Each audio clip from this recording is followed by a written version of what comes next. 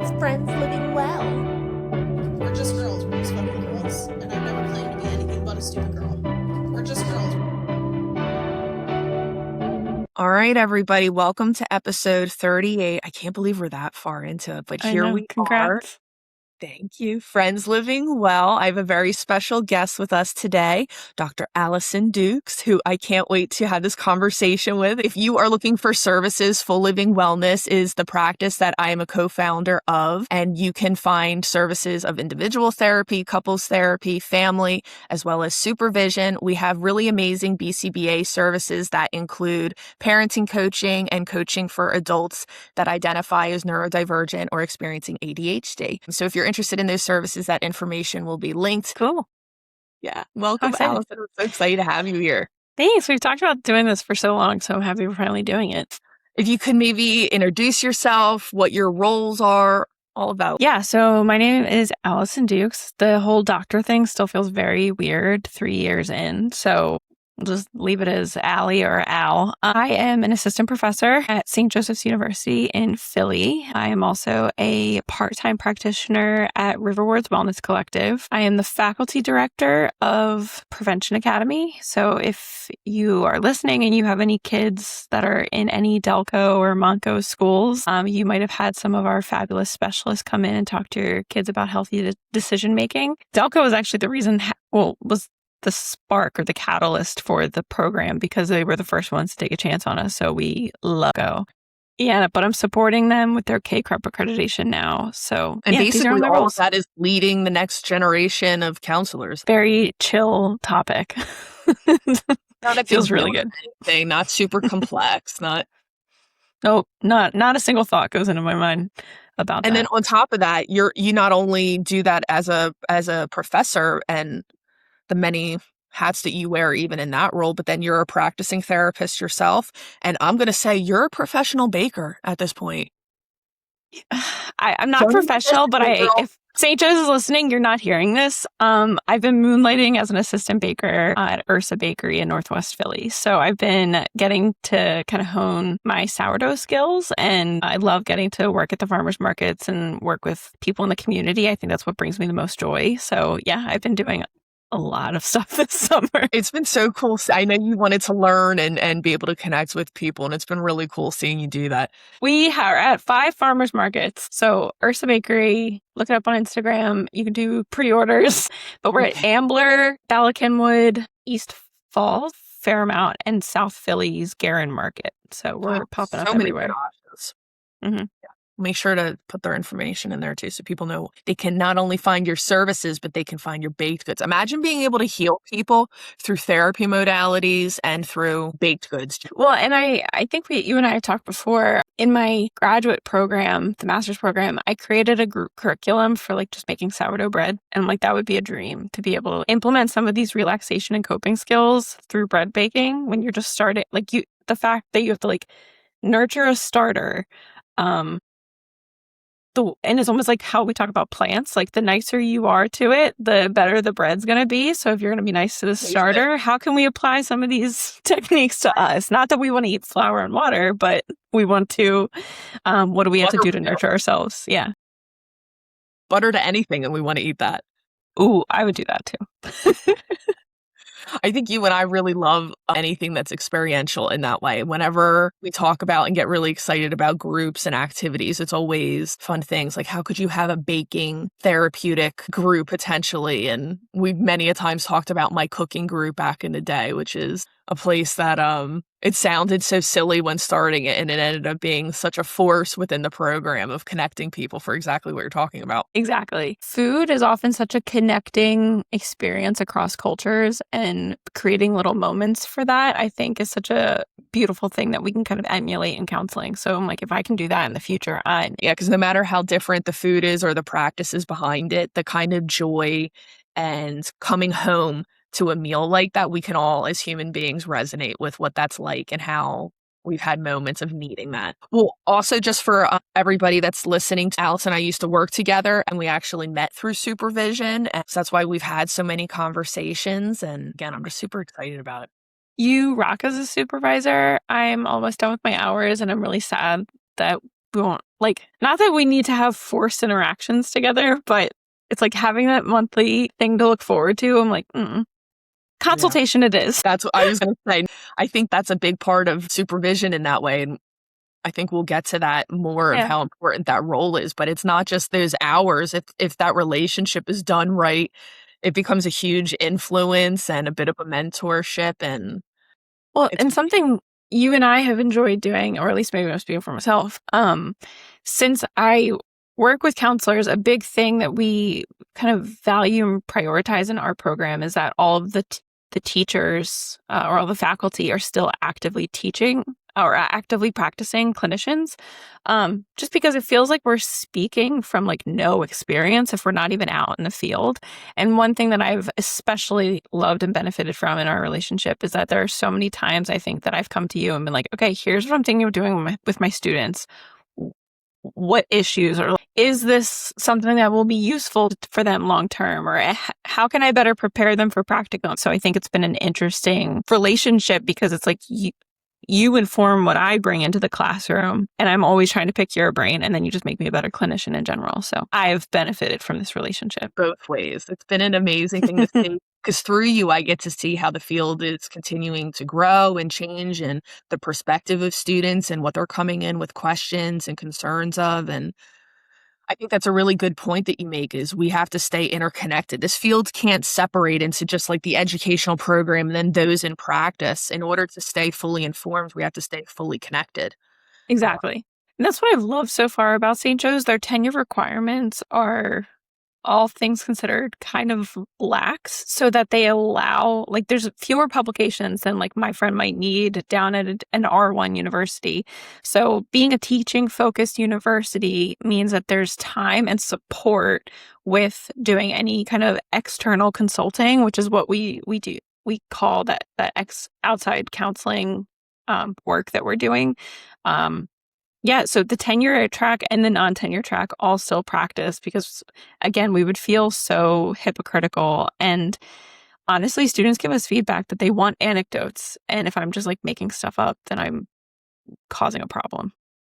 Totally right. Like, research is so interesting, and what it proves is great, but we want to know, what are you actually using and what are you learning from the people that you're practicing with? Yeah, and I got to work with Dr. Louis Castingay at Penn State in my undergraduate program, and I got to do a lot of work with him about practice research networks. And all of those kind of came from, there's this divide between like the ivory tower and actual practice, and we're not doing enough to bring those two groups together to see how can research actually inform practice. So something I often talk about with my students is how to use your St. Joe's email to go and use the library.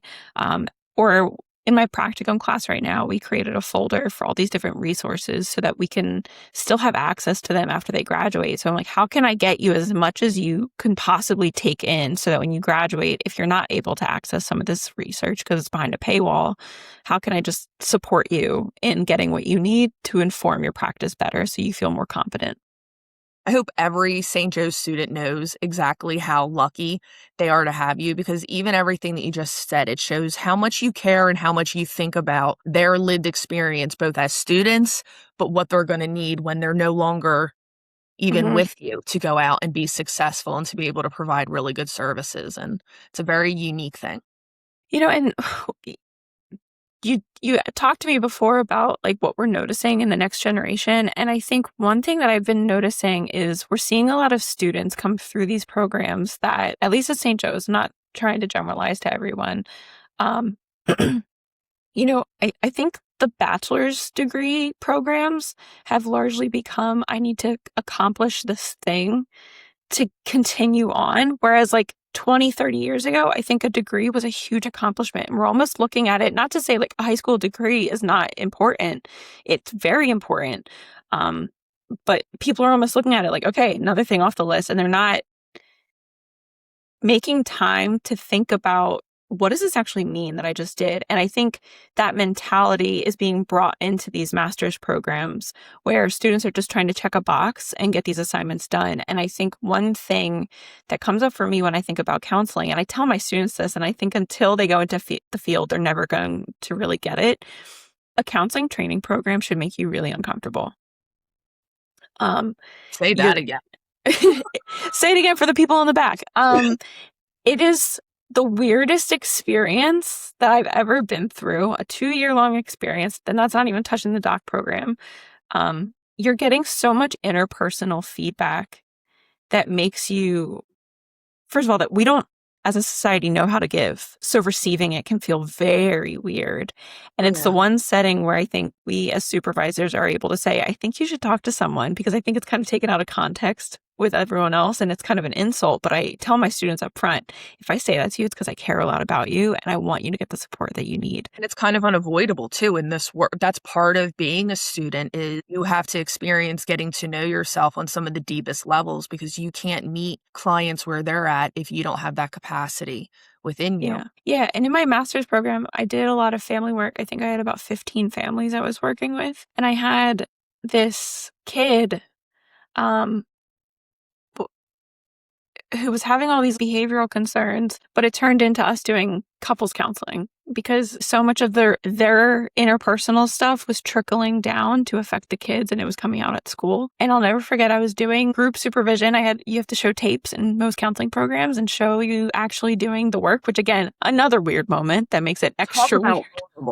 It's literally, you sit in a room with your peers and usually a professor or 2 professors. You play a tape of yourself in session, which is very awkward, and everybody watches and pauses throughout and then asks you questions like, why did your tone shift there? What is your body doing? Why did you ask that question? Could you have asked this? Like, I will probably, not gonna lie, this is probably the one podcast episode of yours that I will not listen to because I can't listen to my own voice. Cannot do it. It still sounds weird. Like, it never truly goes away. Like, I'm never just so comfortable with hearing my voice. But I stood in front of my class and I just sobbed because it was like, oh, I thought I addressed that past experience and I did not. And that was a really good time to go back to therapy, because even though we can talk about bracketing and everything, every client, I feel like it's almost like an extension of the invisible string thing that's all over TikTok, where it's like, the universe knows what you haven't addressed, and I promise you, you will get a client or a family or a couple that is going to bring out all the stuff that makes you realize, ooh, there's an aspect of this I didn't consider, or that's not addressed, and it's so hard. Guaranteed. I feel like that is expect that as a therapist. There is something kismet and magical, and I have not met a therapist who hasn't felt like that whatever your soft spots are, whatever you're most afraid of from a client walking in, whatever you're struggling with most, you will have that exact person that sits down. I've had clients sit down and I go, your story is almost identical to mine. How is that possible? Or I'm going through this exact kind of a loss, and then this exact kind of loss of they reach out to me at the same time. And you're just like, how is that? It's exactly that invisible line, something about those energies, that experience, we find each other. It's maybe my favorite part about being a therapist, is that belief that the right people will find you. And before the pandemic hit, I was actually, the whole reason I wanted to go into my doc program was I wanted to do more correctional counseling, because I had started doing it in my master's program. And I loved it. And I started trying to do some research, and I was looking at, specifically that week, I was researching the different experiences that correctional officers can experience that then leads to later aggression, thus hurting, not, and I don't just assume physically, but like impacting the people that are incarcerated at the time. And I was like, ugh, this, like, why are we doing this? And I had all this frustration, and I was assigned a correctional officer that week who had been assaulted by someone who was incarcerated. And it challenged me in such a way, because I was like, this was like the universe checking me. But also, like, we work with humans, and everyone has their story, and how to have respect and empathy for that, even if we don't agree. I'm sitting with that because I've had that conversation even a few times this week of what you're talking about, of building capacity within us, working with somebody who your first instinct might be, oh, I don't want to do that, or I don't agree with you, or there's something off the bat about your presentation that doesn't seem like it aligns with my values. And then a role that we play as therapists that's so important, and it teaches us so much, is we go, okay, how can I grow myself? How can I stop myself from having this bias, or have my compassion grow so I can meet that person? Mhm. Yeah. I had students one time, I was teaching the diagnosis and treatment planning class, and every week we focused on like 2 chapters of the DSM. And we were on the one about the paraphilic disorders. So that's typically the one where people's frustration or any kind of like attitudes that they've absorbed from society come out. And I presented a case and asked them to diagnose this person who, at face value, it's like, oh, they're a pedophile. But if you actually like looked at what they were doing, they had obsessions. They were not acting on them. And I was like, could OCD be a better diagnosis? And then us having this whole conversation about how sometimes misdiagnosing is the most ethical thing to do. Or, because I'll just never forget, the students were like, I'm not working with him. I'm not doing that. I was like, but now go look at OCD. Can you make an argument for that? And they were silent. I'm like, sometimes being a counselor is also like trying to make sure we're diagnosing incorrectly. 100%. But it brings up their stuff, which was where I was going with that. But then I just think about like the ethics of diagnosing. And I think I often break students' brains a little bit when I'm like, you can diagnose incorrectly. And with that, because you're really inviting them, whatever your first assumption is might be wrong. And especially if the assumption is, I don't want to work with that, I don't like that, that doesn't deserve treatment, challenge that. And I hope for the students listening that they really keep that with them. Because just this week, I've had 2 consultations with 2 separate therapists who are really struggling because the group practices that they work for don't hold that value. So what they're experiencing is that they both received clients that have symptoms, a lived experience that is unfamiliar to them, or that they're really struggling with. It's new. So what do? They go and they seek supervision as they're supposed to do. And the guidance that they received was essentially fire that client. If that's not in your wheelhouse, if you don't like that, if that's not, just don't work with them. And Cool. you will face that a lot as a therapist when you are out in the world looking for places to work for. I think that that's a really important value to point out, because there's many more therapists that are like, oh, I don't want to do that. I want to ask myself hard questions about how can I grow and expand myself to meet clients where they're at. And if after I try that, it still doesn't work and I'm not able to give them the service they need, then I will resource out and refer them to where they're needed. But I'm not just going to traumatize somebody by saying, sorry, the thing you have, I can't work with that. Our relationship is over. Well, and with that lesson specifically, this was actually one of the episodes that made me realize I wanted to be a therapist on This American Life. So if after someone's done listening to this, please go look for it. Episode is called Tarred and Feathered. And they have this person talking about how they were experiencing these ideas of pedophilia, and they finally disclosed it. And this therapist broke confidentiality out of them to their family. And I'm like, think of the harm you're doing. Someone is coming to you because there are thoughts that are scaring them. And they're scary to you too. And there's time for you to process that. That's the beauty of supervision and counseling for yourself. But, oh my God, like think of, you're doing prevention work in a way.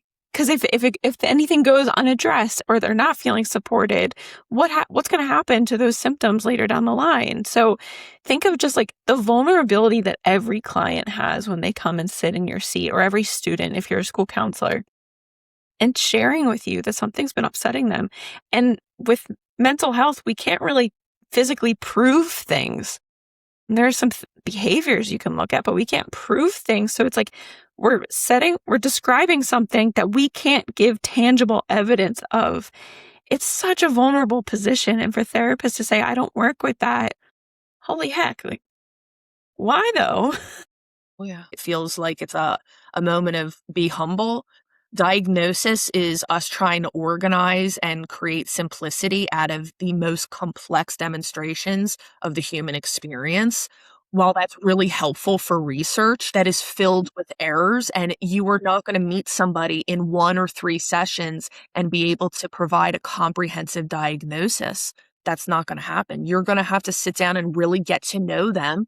And in order to get to know them, you're going to have an open mind and unbiased perspective to do so. And that OCD one is a really good one because usually in my experience, they're the people that have the highest moral grounds and the highest values for that. Mm-hmm. And it's because of that pressure of them wanting to live up that they're so afraid that there could be something within them that could be the opposite of what they value. And even just hearing that and knowing that, it's a completely different story than that one of being outed and that person's Horrible. life ruined. Yeah. Ruined. Yeah.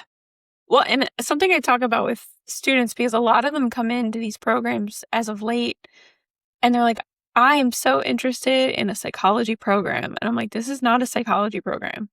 And I point that out, and I know that, there's a lot of overlap with social workers. There are a lot in counseling and psychology, but they are distinct. And I think a lot of students don't understand the differences. So when it comes to counseling, as a profession, we didn't want to diagnose originally. We're like, if we as a field focus on the wellness, like the well-being, the holistic well-being of a person, and we believe that healing can come from the therapeutic relationship, where would diagnosis even fit into that? This is clinical, it's technical, and a diagnosis carries a lot of weight with it. So when we talk about intentionally misdiagnosing, it's like we're just doing what we need to do so that you can continue having your services paid for by your insurance company.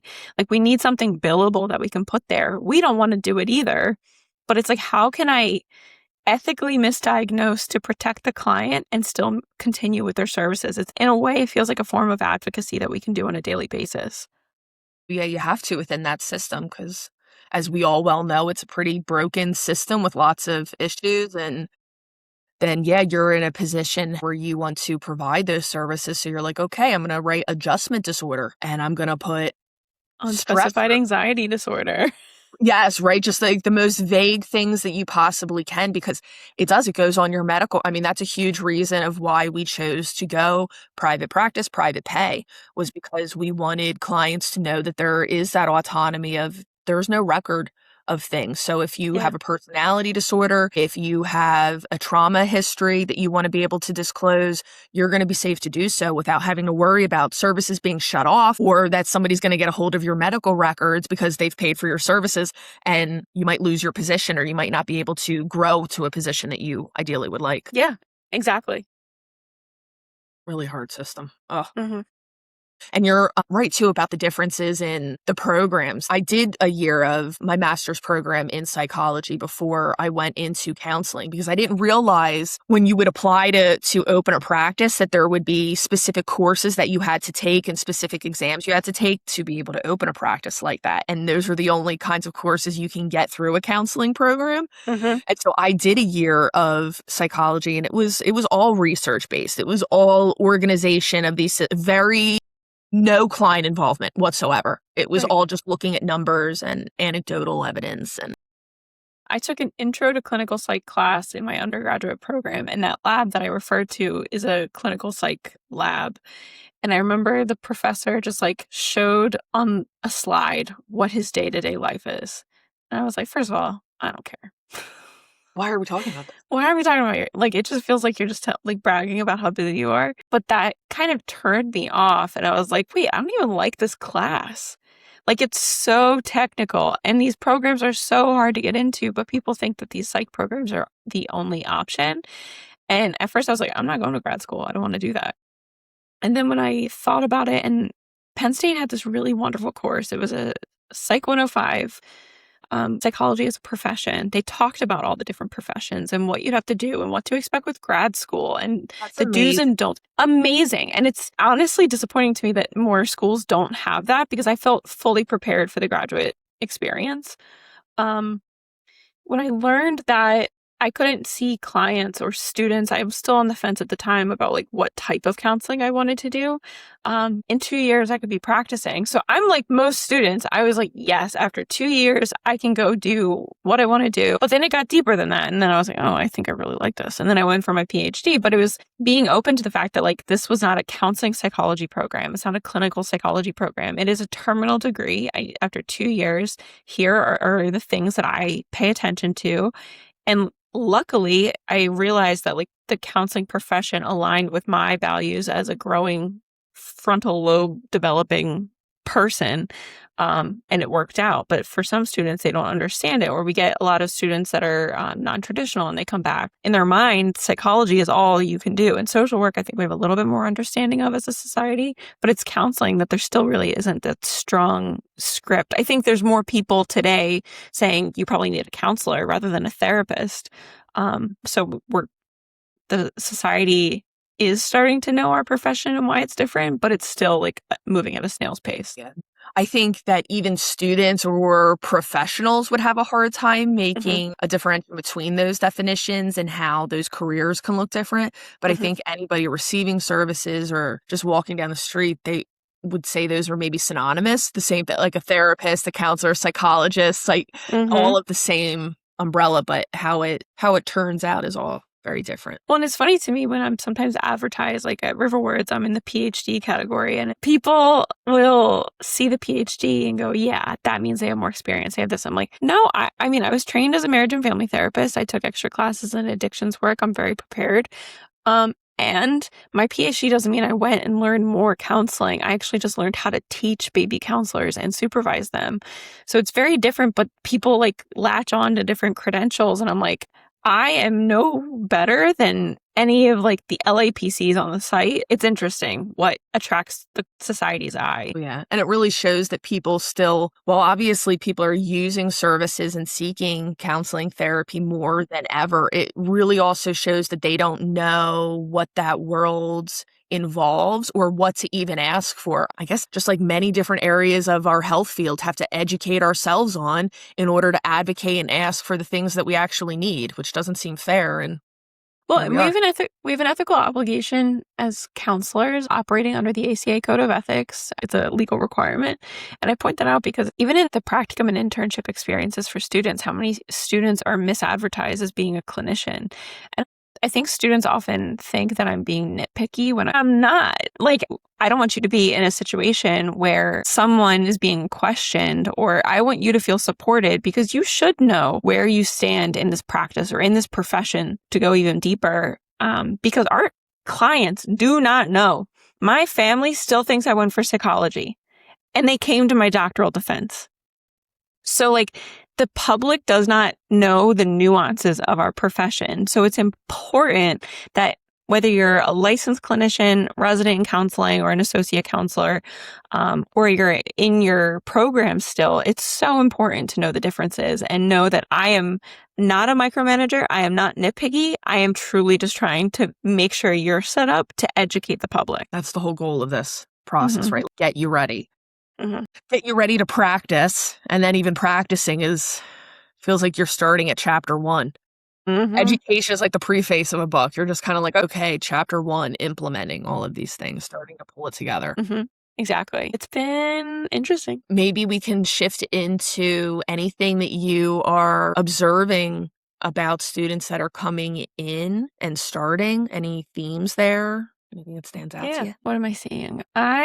Like I said, there are a lot of students right now that are coming in looking at this as something you just have to check off. And I think, the pandemic meant that a lot of programs were pushed to online formats. St. Joe's is an online program. And while I think it's good because an online program is increasing the accessibility to the degree, I also think students today are often thinking that this is just something they check off and they're not prioritizing it. They're like, oh, well, I have a job and I have to go do this. And I'm like, but this kind of is your job too. I have to remind students that if I'm seeing you show up 7 minutes late to a meeting with me that you scheduled, or you're not being proactive about finding the Zoom link for our meeting, which I shared was in the calendar description, or any of these little things, I'm then asking, are you prepared to then go out and work with the public?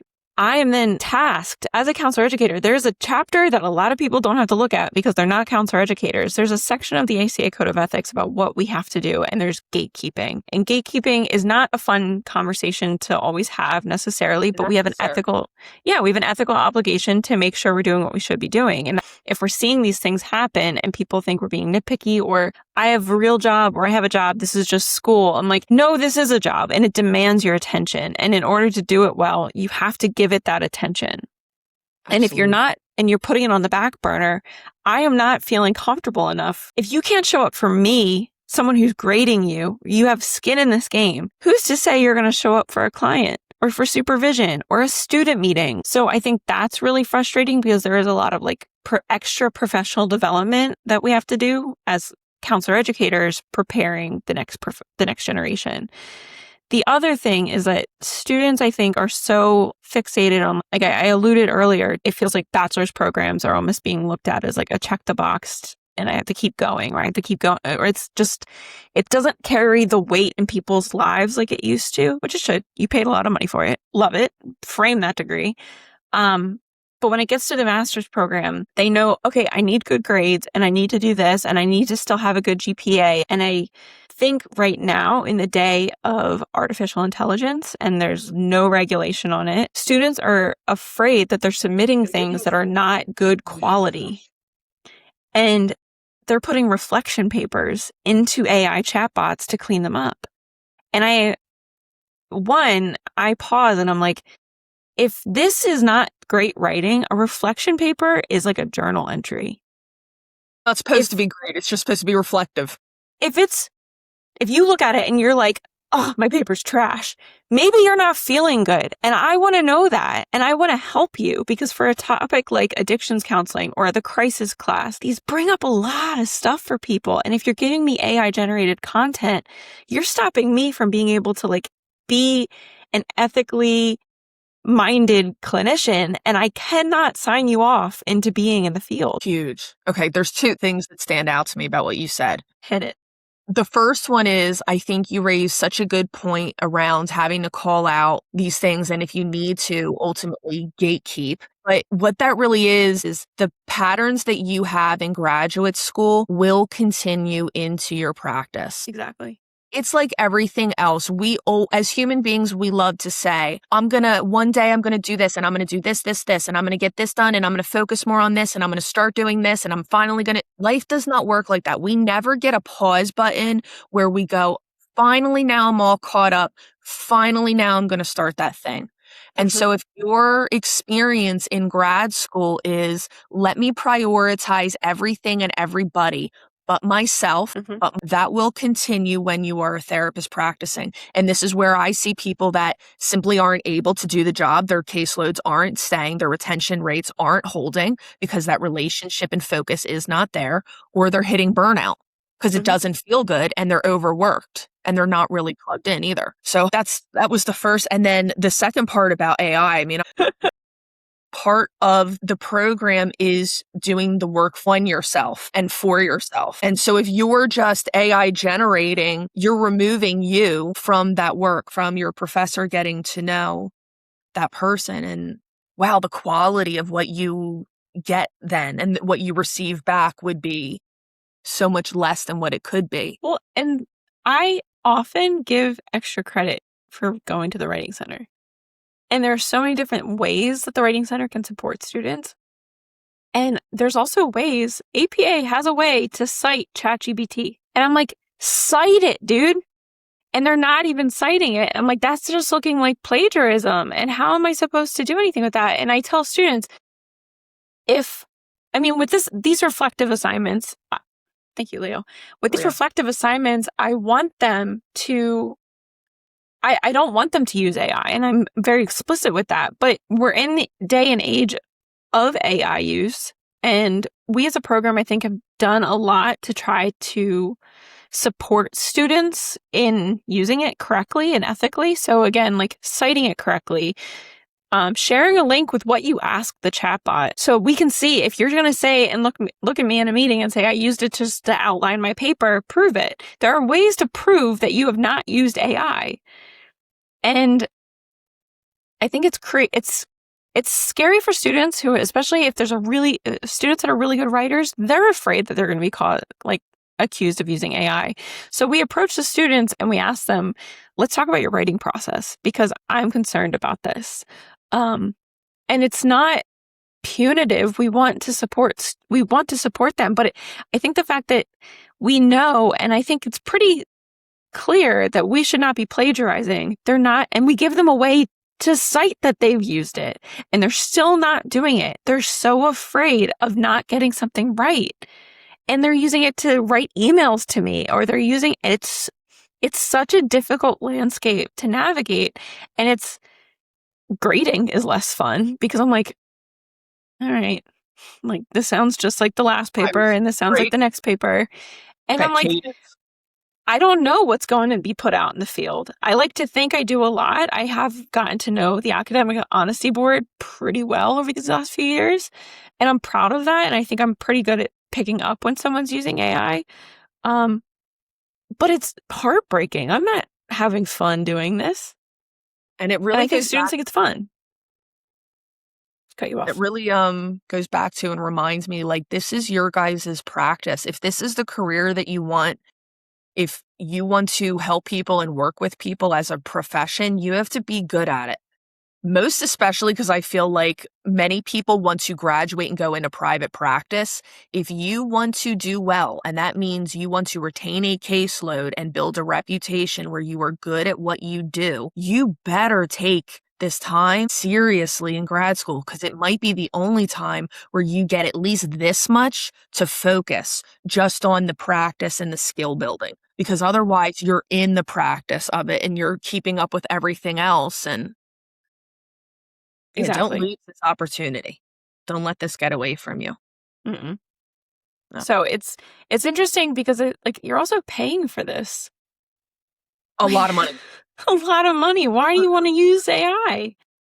I think it's like you're saying, people just want to get through and survive, and we're so busy. I mean, I know when I went to grad school, I literally at times had I can't even believe that. That sounds like I'm being like a drama queen. I'm just like, I literally had 5 additional jobs plus grad school. So I get people are just surviving. Don't cut yourself short of skill building, of taking advantage of opportunities, of figuring your shit out, because you're going to need to. You're either going to have to do it now or you're going to have to do it while you're in the middle of practicing. Mm-hmm. Well, and I think too, like, for example, with an addictions class, it's such a stigmatized topic in society.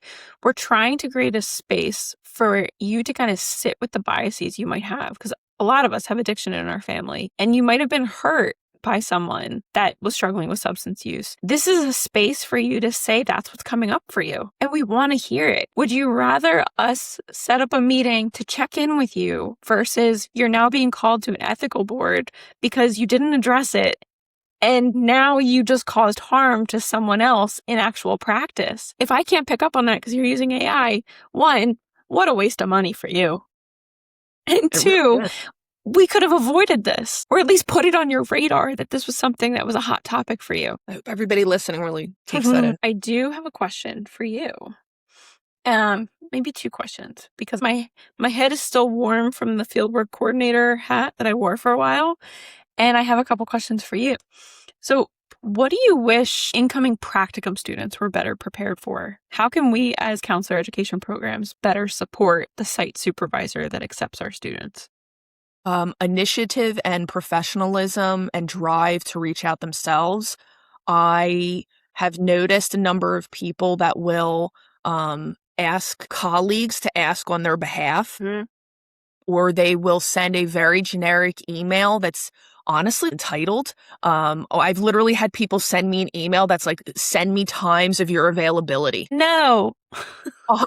Like as if like it's I don't know if somebody told them like it's guaranteed, and so just reach. It's very odd tone. But I guess what would catch my eye is having somebody that has reaches out independently, introduces themselves, has looked at our website or our materials to get a sense of our culture as a practice, enough that they have figured out why they might even want to practice there, because every group practice is vastly different from one another. And then talking a little little bit about why they would be interested in us in particular or what they're hoping to grow and learn. And that really stands out to me because I'm drawn to therapists that really have a strong passion for this work and are really driven by the magic of what we're talking about, of like, how are these relationships possible? How is this their kind of kismic synergy that's available?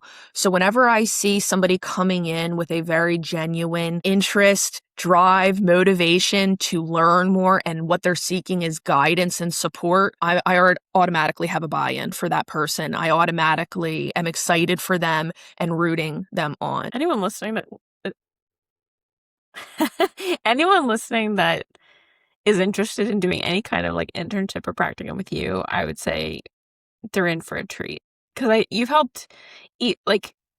helped students that you ended up not even working with because you gave me feedback. Like, I wish more supervisors would give feedback on like, how are students reaching out to you? Because I can only do so much. And we have these orientations and I talk to the students about, like, for example, don't use AI in your materials because when it's boring or template, like a very template response or outreach efforts, we can tell. And if we can't tell who you are, this is such an interpersonal, relational field. And if you're not coming through and you're sounding like a robot, we're not going to reach out to you. 100%. And I think students often, and I don't know if maybe they just turn their brain off at this point, it is such a privilege for a supervisor to say, yes, you can work underneath my license. Oh my God, full stop. And for them to say, send me your times. No. Yeah, I want you guys to imagine your busiest day where you're stacked with stuff, you don't have time on the schedule, and then imagine voluntarily making time to teach and create resources for another person. We tend to only do this as therapists because we want to give back to people. There are some practices that it's a mutual relationship. They will be able to advertise your services and make money and then educate you and provide you supervisions. But otherwise, it is a huge gift that a therapist is giving, usually because they are looking forward to helping you, the next generation of therapists, find your clinical voice. I also think, too, you're potentially, when you're applying for field sites, you're also kind of applying for jobs like a year early because so many students love their internship sites. The site supervisors love them and they keep them after graduation. So it's not just like you're checking off a box for your program. You're setting yourself up for later success so you can like enjoy the benefits of the hard work you've put in. And all students, your school likely has a career center that you pay for with your student fees. Go Writing use center it. And a career center. They've all got Everything's paid for. It's free. I mean, it's not free, but like you pay for it. Yeah. But, use it. Yeah. That's good. Use it. And you're 100% right because the truth is, and it's something you and I have talked about, my hesitation whenever I go to take on like an intern in that way is it can't be for too short of a period of a time.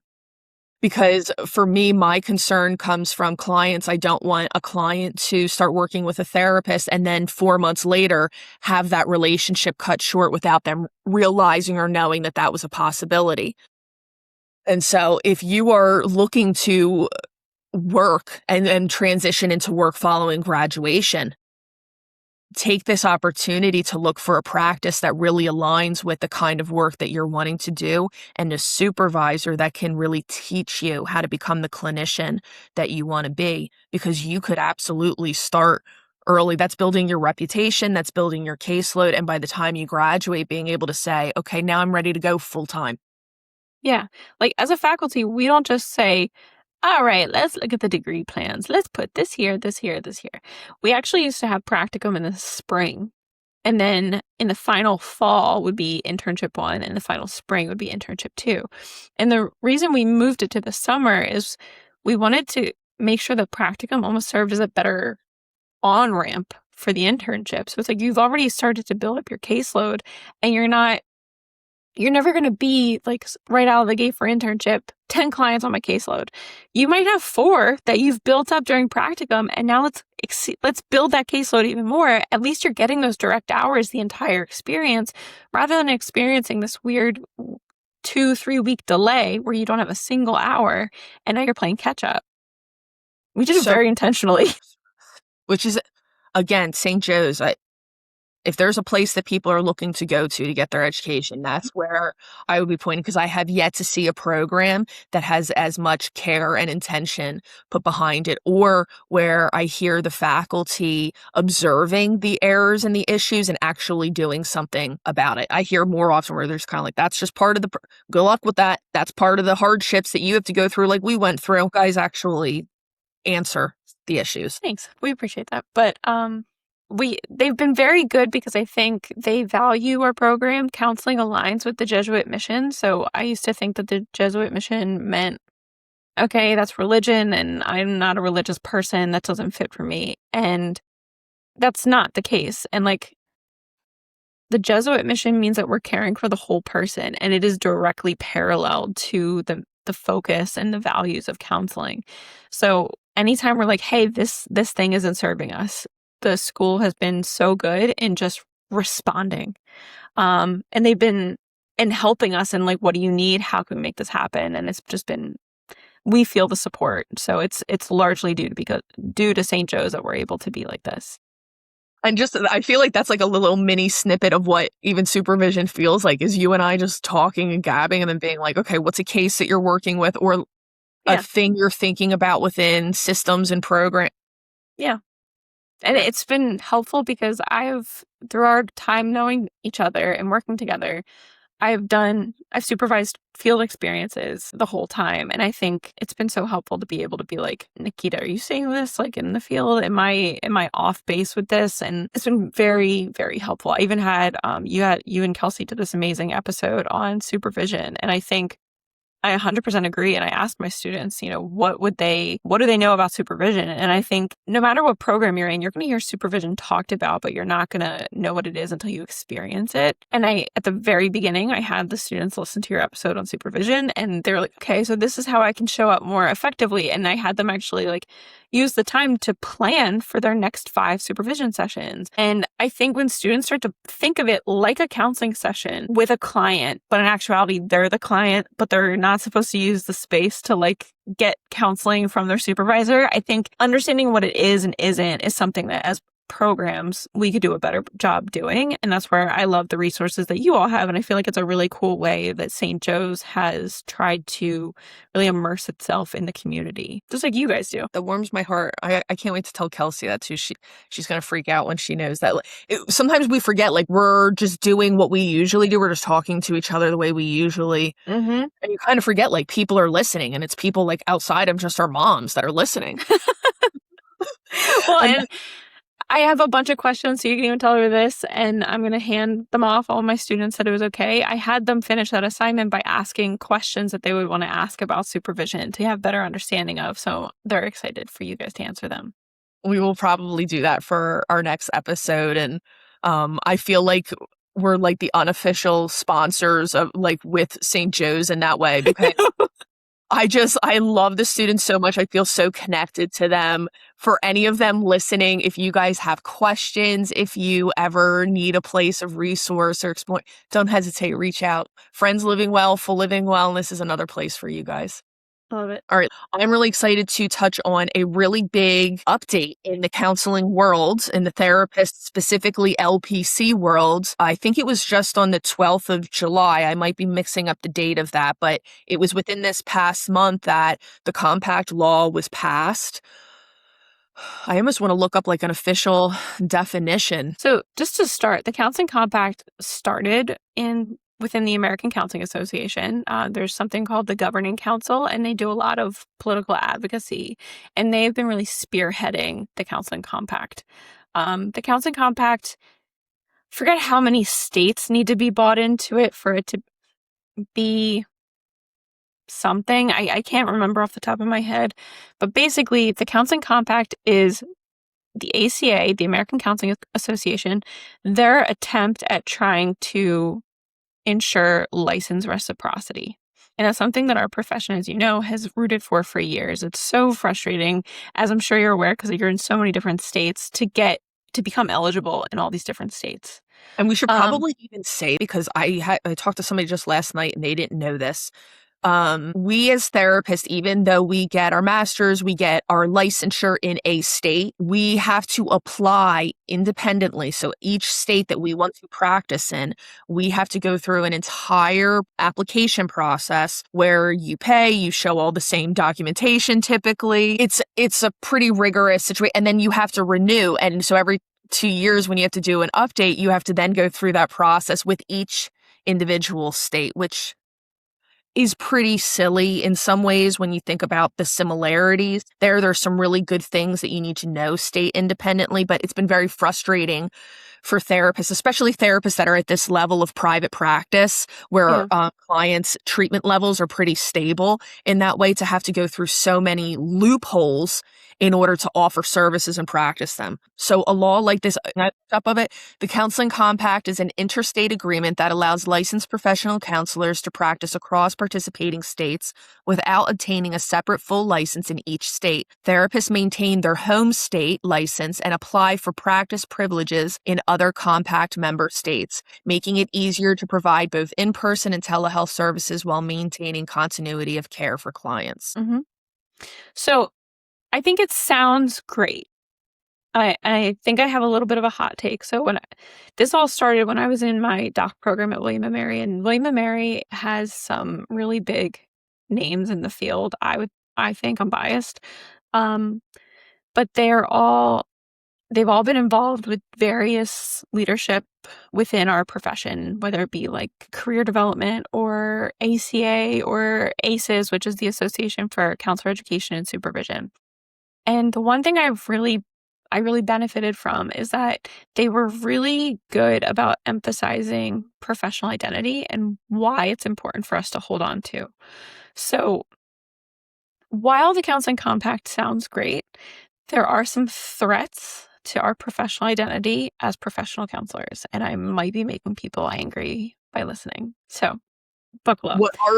What are the potential threats that you see? So before I jump into the threats, I want to give a little bit of history about like why this is a thing. Because I think it's not just that it's posing threats. I think it's going to exacerbate things that have already been kind of concerning within our profession. So counseling was developed as a distinct profession. It's separate from psychology with its own emphasis on wellness, prevention, the therapeutic relationship, and human development. A lot of us, I think you've said it earlier, have gone to KCREP programs. So the KCREP means the Council for the Accreditation of Counseling and Related Educational Programs. It was established to protect that unique professional identity through counseling-specific accreditation standards. Different state counseling associations argue that KCREP is challenged by alternative accreditors, including MPCAC, which is the Masters in Psychology and Counseling Accreditation Committee, which accredits both psychology and counseling programs and requires fewer credit hours. In the states, the reason I bring it up is because counseling largely was like the little engine that could. And psychology wanted nothing to do with us. So we've created our own separate and distinct training programs. And now we are seeing decreases in the need or the student need for psychology programs.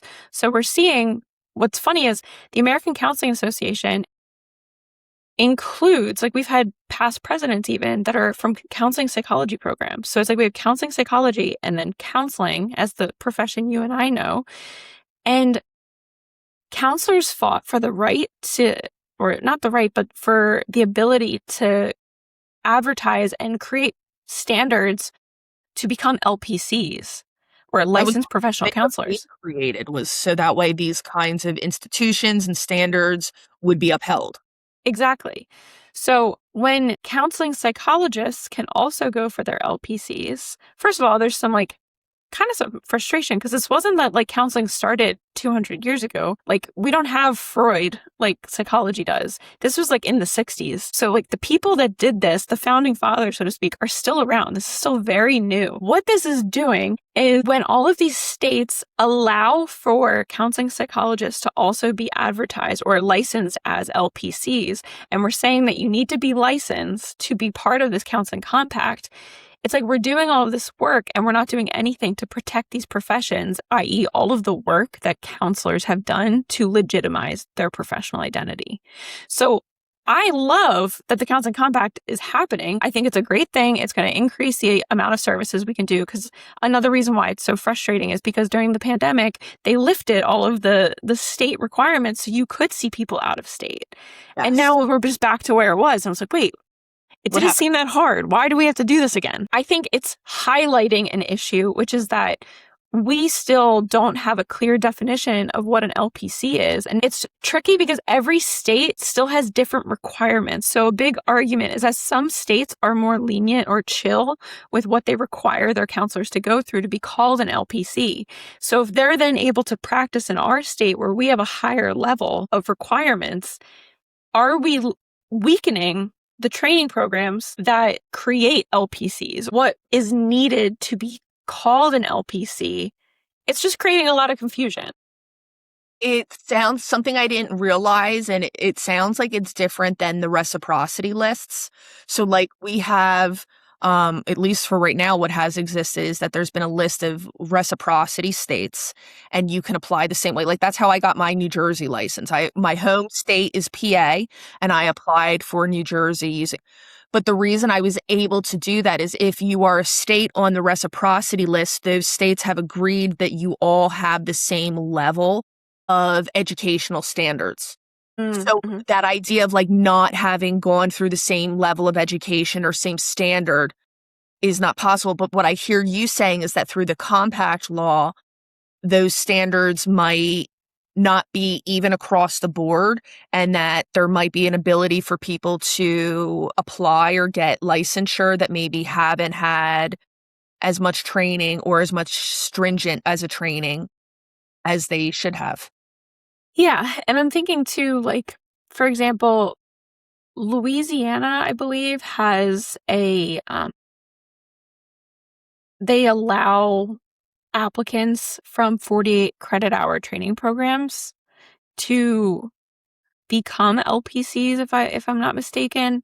And you can also be from counseling psychology. But then there's certain credits that you would then need to get. So the argument with that is if someone graduated from a psychology program, so there's an MPCAC, those are 48-hour programs. If they're just getting K-CREP courses added onto it, it's like it's diluting our professional identity as counselors, because counseling psychologists are coming in and grabbing some of our classes and then grabbing some of our classes to then be an LPC, but they weren't trained the same. Yeah. So it's really just like it's an existential crisis for the overall identity of counseling, because we put a lot of work into it and we spent a lot of years being excluded from psychology programs. How the turntables turn, huh? Well, and I think what's frustrating about all of it is that, one, in the pandemic, they loosened everything. So why do we have to do this again? Yeah. And for the federally to be able to do that and then be like, but the states should also individually regulate what their counselors can or can't do or what they need to do. It's so confusing to navigate. And I think if you're listening and you're considering programs or you've just recently graduated, it's hard for us to even make sense of as counselor educators. Especially as it's changing right before our eyes. Oh my God, it changes so fast. So to be clear, like I think the Counseling Compact is a great idea. PA, like you said, just signed on to it. That doesn't mean that if you're listening and you practice in PA that now you can go work with all these different states. Go on counselingcompact.gov and you can see where the compact is live, and you can only work. There's a helpful breakdown. So for example, the Counseling Compact is live for licensees in Arizona, Georgia, Indiana, Louisiana, Minnesota, and Ohio, which means that if you're licensed in Arizona at this time and you live in Arizona, you will be able to apply for the privilege to practice in Georgia, Louisiana, Minnesota, and Ohio. But that doesn't mean PA. it doesn't mean any state that's on that list. There's still a ways to go. So I think one other thing that hasn't been clear to people is that just because you saw the little blurb on Instagram that says Pennsylvania is now with the Counseling Compact, do not act like it's just here now and you can just practice over state lines, because that's not the case. In fact, what will happen, because obviously I went on the compact when it was, you will see that compact has a website, but Pennsylvania does not have access to it. Like, you are not able to go in and actually apply yet, because while PA's passed a law, so basically they've agreed that they want to be a part of this system, this compact system, there's no structure or infrastructure to allow for people to apply. Standards haven't been put in place for those applications yet. So it's a great idea. We've been approved. You can't actually apply or use it yet. And I would imagine it's going to be a number of months before anybody gets it together to be able to do so. So it's just an interesting thing. What it will mean is exactly like Allison just said. If you are practicing in one state, you will, and it's on the compact list, you'll be able to practice within all of those others, which really opens up your ability to offer services to many different states and to advertise across many different areas. So it will be interesting to see what happens over time. And I think what you're talking about is the same wall I personally hit anytime I think of supervision and guidance, anything that monitors, where like there's this rational part of me that's like, absolutely, we need people to monitor. If we don't, people become extremely abusive. So we need an authority figure to prevent that. And while obviously I agree with that wholeheartedly, what I've noticed, and I think we even touched on it a little bit, is not everybody is going into counseling to be a good therapist or a good counselor. Some people are going into it because they just want to make money, because of ego, because they thought it was an easy job, because of many reasons. Mm-hmm. And I think that's the hard thing that these oversights face. And that's why gatekeeping is such a huge part of the supervision and the programs that we offer, because if we see something, we have to say something. Mm-hmm. But I do see that being the hardship of supervision. If you want to be a not good therapist, if you want to skate through your graduate program and not really learn, and same with getting your hours, you can do that. Will it come with consequences to clients? Yes. It'll also come with consequences to you. You won't be successful in this career that's about relationships. The one thing, just because you're going through a program does not make you self-actualized. Like, you will always have something to work on. And I think if you come into this field and think, okay, I've graduated, I've gotten my hours, and I'm done, you're a lifelong learner, baby. Like, you have to stay open. Things are always changing. Like, today, the way you were trained for supervision might be different. Or maybe if you were trained 10 years ago, it's not preparing you for what's happening like in counseling programs or like what we're dealing with. So I think creating relationships is so important. And again, you guys are such pillars in our community of doing that, creating these relationships to see what's happening out there. How can we adapt? And I think this has to be looked at as a collaborative effort. Like, we shouldn't be an exception. Not saying we are, but like you and I talking about like how each party can inform the other's work within education and within practice. In that way, we need each other. It's a relational practice that we do. We have to keep talking to one another's disciplines, our educational programs, stay connected. I appreciate you. You too. Thanks for having me. All right, I think that's everything. Maybe we'll do another episode when the compact law becomes an official thing, and we'll talk about the craziness that it is ensuing. And if you guys have any questions that you want to add to the next episode, like Allison said, her students have some questions. We're going to be answering them in the next episode, but feel free to leave a comment with your questions as well. We would love that. Allison, thank you so much for just being you and for pouring your heart out into the work that you do and everything that you bake as well. And I just love the hell out of you. And Thanks. I love you too. You're amazing. All right, everybody. Thank you for being here. Friends, continue to live well, and we'll see you soon. See you. Bye. Bye.